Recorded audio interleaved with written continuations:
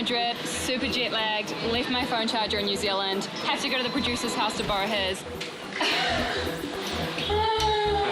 Thanks.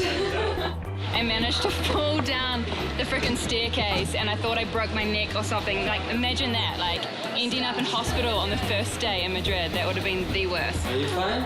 Yeah, I think so. But luckily I was okay and I was able to eat and drink myself silly through this city. Oh my gosh, it's so smoky.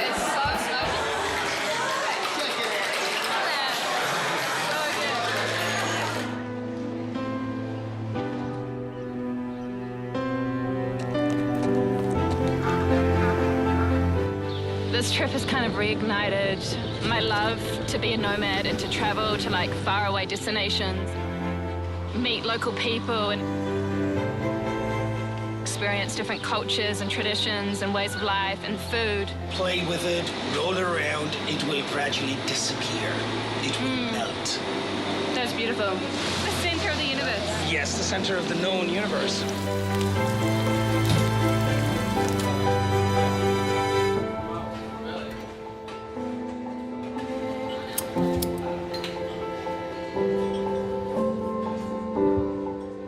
The food, like the language, is how you really understand a culture and a people. I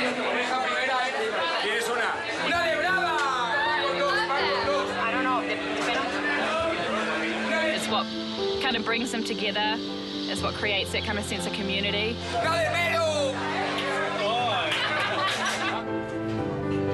Like, food is so much more than just eating and just fueling your body. Specialty house.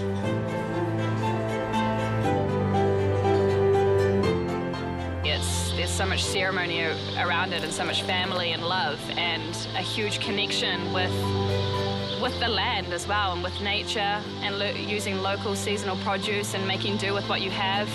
And I think that's what Spanish food is about.